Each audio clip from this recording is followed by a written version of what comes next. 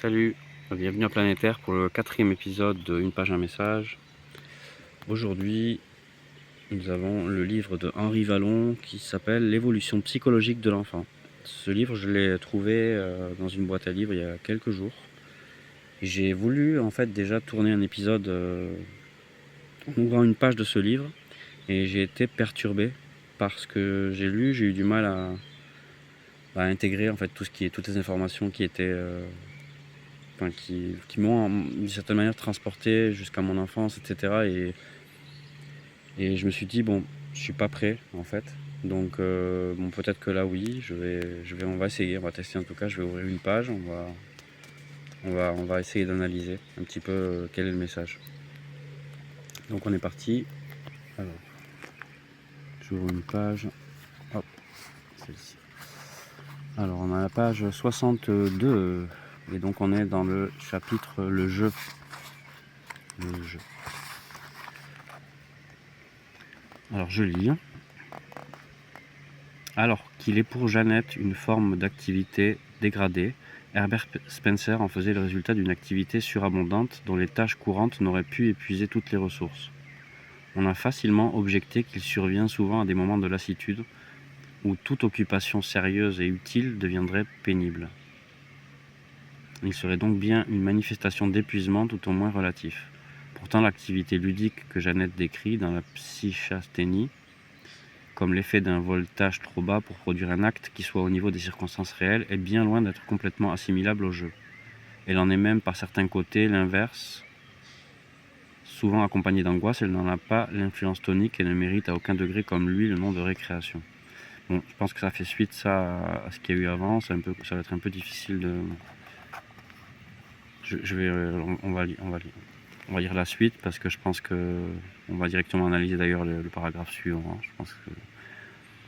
Donc le jeu est sans doute une infraction aux disciplines ou aux tâches qu'imposent à tout homme les nécessités pratiques de son existence, le souci de sa situation, de son personnage. Mais bien loin d'en être la négation ou d'être renoncement, il les suppose.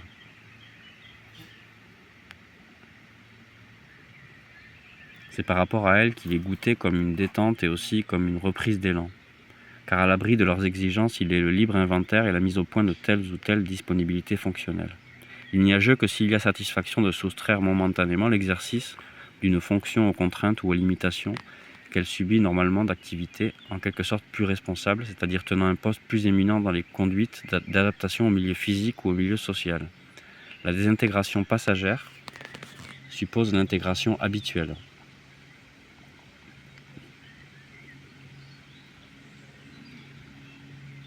La désintégration passagère suppose l'intégration habituelle. On parle de ponctualité en fait là, finalement des obligations quotidiennes, etc. Qui peuvent devenir des routines, qui peuvent peser. Et du coup, c'est vrai que c'est cette question de... Finalement, le jeu permet une forme comme ils disent, l'infraction aux disciplines, une libération d'une contrainte, une reprise d'élan. Intéressant. Donc il en résulterait que tous ces jeux des enfants, qui sont la première explosion des fonctions les plus récemment apparues, ne pourraient être appelés jeux puisque n'existe pas encore celle qui pourrait les intégrer à des formes supérieures d'action. Et ce qui distingue effectivement le jeu des plus jeunes, c'est qu'étant toute leur activité, il y manque la conscience du jeu. Cependant, cette activité tend à se dépasser elle-même. Tout arrêt de développement qui la fixe dans les mêmes formes substitue au jeu des stéréotypies qui donnent au comportement de l'idiot la même monotonie qu'à celui du psychasthénique et à son humeur le même aspect d'obsession et d'acharnement morose. Bon, je ne connais pas ce terme psychasthénique, je vais le rechercher après. Vous pouvez faire vos recherches aussi de votre côté. Là je suis en extérieur donc je ne vais pas couper cette vidéo. Ouais, je vais faire ma recherche. Je poursuis. Alors, le jeu de l'enfant normal, au contraire, ressemble à une exploration jubilante ou passionnée qui tend à faire preuve de la fonction dans toutes ses possibilités. Il paraît entraîné par une sorte d'avidité ou d'attirance à lui faire toucher ses limites, c'est-à-dire l'instant où elle ne saurait plus que se répéter, à moins de s'intégrer à une forme supérieure d'activité dont elle-même rend l'avènement possible. et d'y aliéner son autonomie.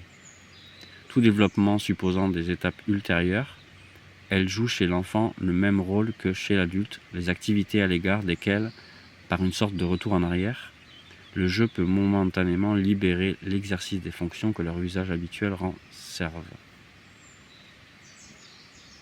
Je pense que c'est un rapport avec le fait de servir. Développement supposant des étapes chez l'enfant le même rôle que chez l'adulte, les activités à l'égard desquelles, par une sorte de retour en arrière. Dans le chapitre. Cette relation manifeste des jeux avec le développement des aptitudes chez l'enfant et avec leur hiérarchisation fonctionnelle chez l'adulte a inspiré 2 théories, de sens contraire, qui cherchent à les expliquer par l'évolution, l'une invoquant le passé et l'autre l'avenir. Selon Stanley Hall, il serait d'âge en âge la reviviscence des activités que le cours des civilisations a fait se succéder dans l'espèce humaine.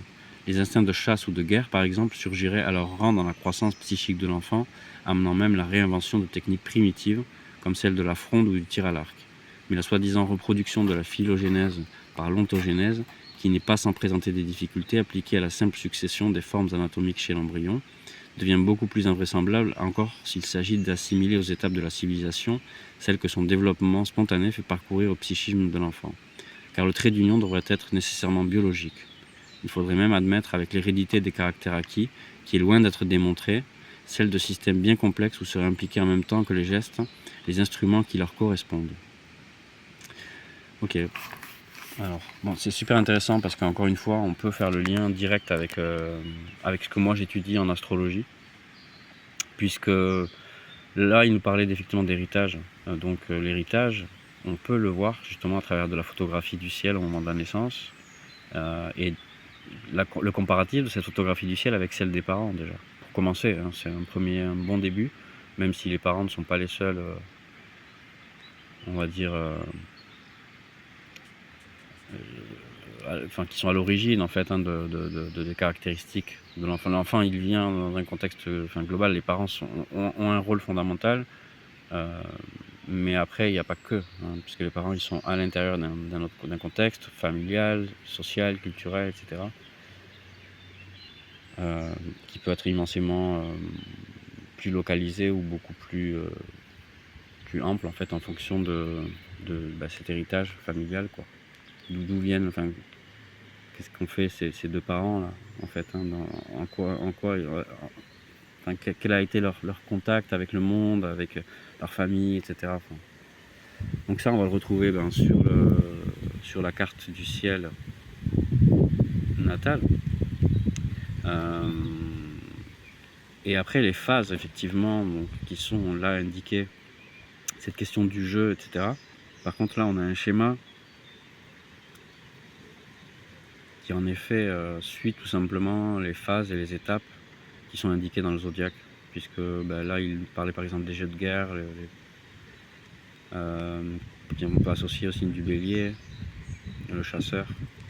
Bélier, taureau, gémeaux, ça c'est le premier cadran en fait, hein, les 3 premiers signes, avec le signe de feu, l'impulsion, le besoin de conquérir, d'exister, donc qui peut devenir belliqueux. Ensuite on a taureau, la connexion à la matière, aussi à la conquête mais plus du territoire, genre ce territoire m'appartient, cet objet m'appartient, la propriété, etc.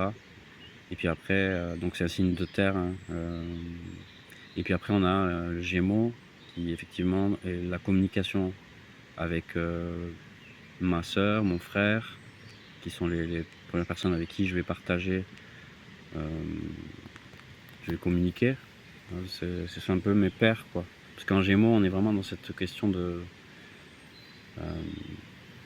avec mes pères, c'est-à-dire mes semblables dans le sens je suis à la même échelle, je suis à côté d'eux en fait. Et mon rôle il est similaire à celui qui est à côté de moi.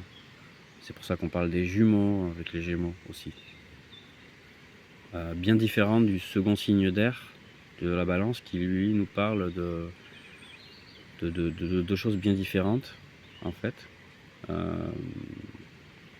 Et qu'on va chercher un équilibre à travers des différences. Justement, la balance, il est opposé au bélier. Bélier, c'est moi, je, tout seul. Balance, c'est deux, nous. En gémeaux aussi, c'est nous. Hein. De toute façon, c'est un signe de communication, mais c'est un nous qui est beaucoup plus familier. En balance, ça va être un nous complémentaire, lié aux associations complémentaires. En gémeaux, on va avoir tendance à chercher ce qui nous ressemble. En balance, on va chercher ce qui nous complète, ce qui est complètement totalement différent du coup, pour le coup. Donc la maison 7, c'est pareil. La maison 7, on va chercher, va représenter ce qui nous complète. La maison 3, elle va représenter ce qui est similaire, ce qui est semblable. Donc ça, on va le voir dans une carte astrale. Et ces phases, en fait, expliquaient la question de l'assimilation, l'intégration. Et le jeu, d'ailleurs, la maison du jeu, elle est associée souvent à la maison 5, qui est, parce que la maison 4, effectivement, associée analogique au signe du Cancer, juste après Gémeaux, justement, c'est le premier signe d'eau. Là, c'est vraiment le lien avec l'origine, avec les parents, avec le clan, la famille, ce que je répète, mes habitudes quotidiennes, finalement, que je répète au sein de ma famille. Ce sont des choses qui me donnent une certaine sécurité. Je me sens à l'aise parce que quelque chose s'est répété, se répète dans le temps, et du coup, ça conforme une base solide. La maison 4 aussi nous parle de la base, et le signe du Cancer. Il y a une nourriture, finalement, émotionnelle, presque vitale, sur le plan émotionnel, qui nous fait nous sentir à l'aise ou non. Ça, c'est la Lune qui va nous le dire, puisque la Lune gouverne le signe du Cancer. Et puis après, on a le signe du Lion, en fait, on a le Soleil qui gouverne ce signe. Oui, petite coupure parce que j'avais justement quelques enfants qui passaient ce synchro, 3 enfants qui, je pense, étaient frères ou amis, je sais pas. Mais en tout cas, c'était très Gémeaux dans l'atmosphère. Voilà, donc je disais le Lion, Cancer, Lion, la maison 5 qui nous parle du jeu. S'il y a un lien avec le signe du Lion qui veut en quelque sorte briller, s'émanciper de cette identification à la base et au foyer, et donc du coup à l'origine, au passé. Et cette maison 5, elle va nous parler de ça. Je vais vraiment être dans une forme de divertissement, de jeu, de jouissance en fait dans cette maison 5, ce qui va me permettre de m'émanciper. Et c'est dans la maison 6, donc maison 5, Lion, c'est le deuxième signe de feu, hein. Donc il y a une question de briller authentiquement depuis le cœur. Donc effectivement, le jeu, le cœur, c'est en lien parce que l'authenticité, lorsqu'on joue de manière authentique, on brille en quelque sorte.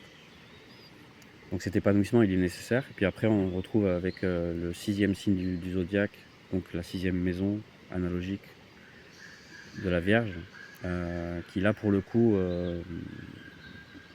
nous parle de système, et donc du coup l'individu qui authentique, qui joue, qui s'épanouit, etc. Il devient utile en fait dans un système. Donc il est question finalement d'optimiser ses routines, ses habitudes quotidiennes au service de quelque chose de plus grand, on va dire, que lui. Voilà, c'est vraiment la fonction du signe de la Vierge.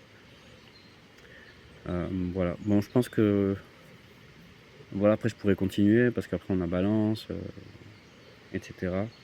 Mais là, comme on parle de l'enfance, effectivement, je pense que ces 6 premiers signes, c'est l'intégration progressive finalement de chaque enfant.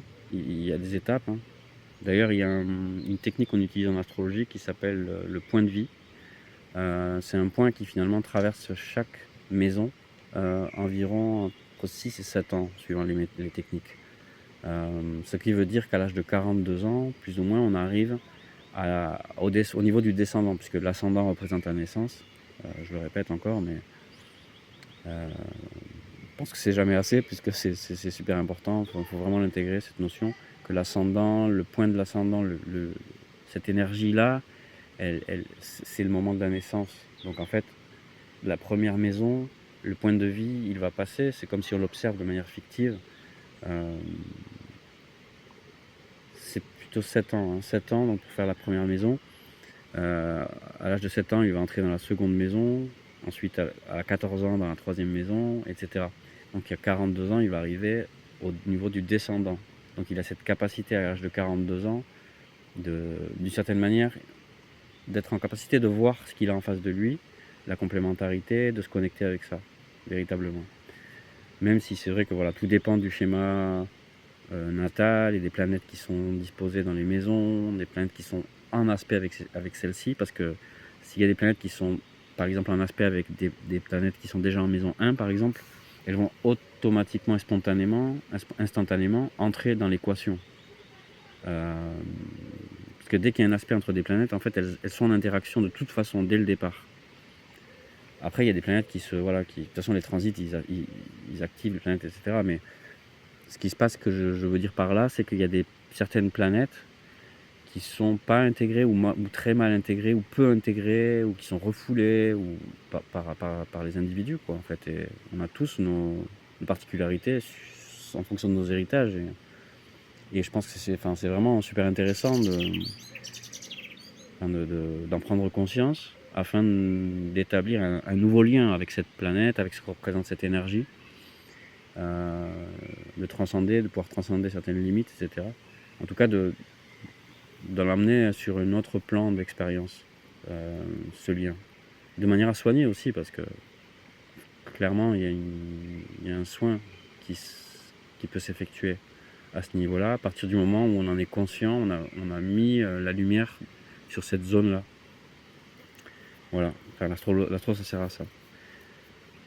Voilà, bon, on a fini pour aujourd'hui, du coup, merci pour votre écoute attentive, et on se retrouvera prochainement pour un nouvel épisode d'une page, un message. Et puis aussi, je vous invite à aller visualiser les derniers épisodes de Toujours Synchro, parce que ces épisodes finalement de une page, un message, il y a toujours un lien direct finalement avec Toujours Synchro. Et ils sont toujours synchro aussi, donc voilà.